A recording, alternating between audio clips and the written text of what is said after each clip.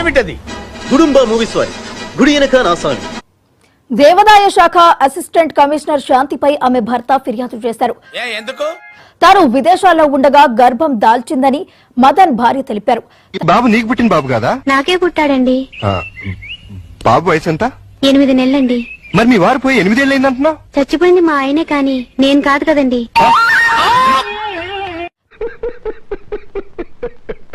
తన భార్య గర్భానికి వైసీపీ నేత విజయసాయిరెడ్డి, గవర్నమెంట్ ప్లీడర్ సుభాష్లే కారణమని అన్నారు.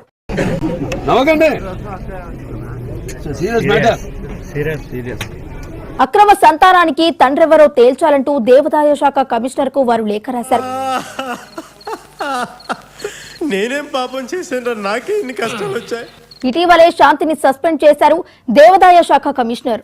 చాలా గొప్ప పని చేశావు. వెళ్ళినటువంటి సమయంలో అమెరికా నుంచి వచ్చిన తర్వాత అతను తన భార్యతో కలిసినటువంటి 3వ రోజే నాకు ప్రెగ్నెన్సీ వచ్చింది అని చెప్పింది. మనోవంచ ఫలసిద్ధిరస్తు. స్వీట్స్ తీసుకోండి. ఏంటి విశేషం? మీరు తండ్రిగా పోతున్నారు. ఏమే నిజమా? చిచి లేదే. తల్లిగా పోతుంది ఈవిడ కాదండి, మంచాల మల్లీశ్వరి.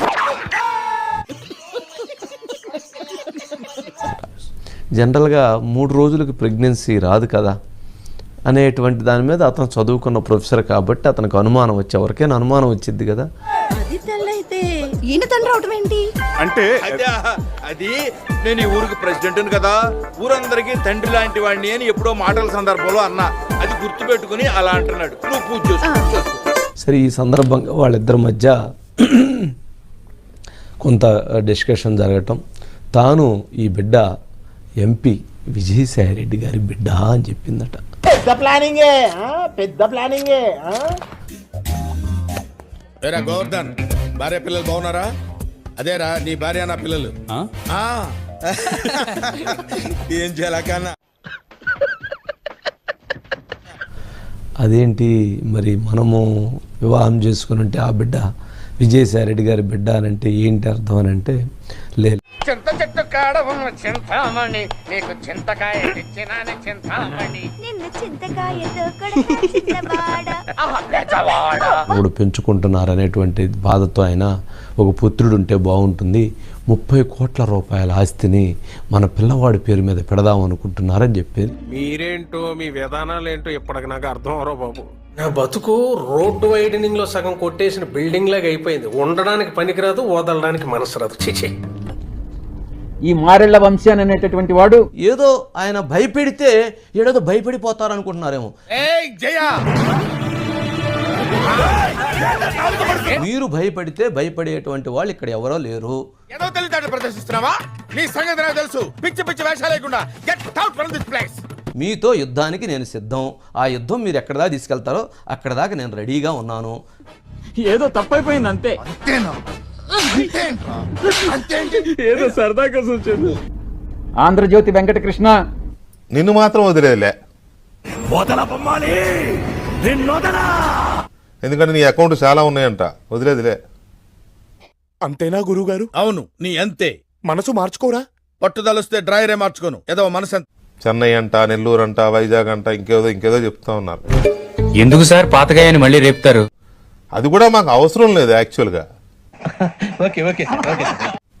మీ పార్టీ వాళ్ళు ఫోన్లు చేసి చెప్తున్నారు పొద్దున్న నువ్వు ప్రెస్ మీట్ దగ్గర పెట్టిన దగ్గర నుంచి. ఎంతకి తెగించారా? ప్రొఫెషనల్ గా నీకంటే పాపులర్ అవుతున్నానని తెలిసేతోటి ఇంత నిజానికి ఏమో మరి నీ ఉన్న లాజిక్స్ ఏంటో నాకు అర్థం కాదు. ఫ్రస్ట్రేషన్ లో ఏదో చేయబోయి ఏదో చేసినారా?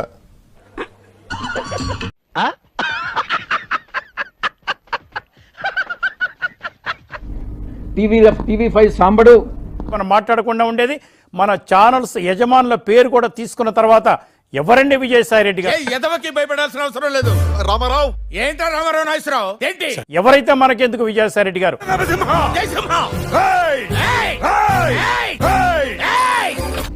వాళ్ళ పుట్టుక మీదనే నాకు అనుమానం ఉంది.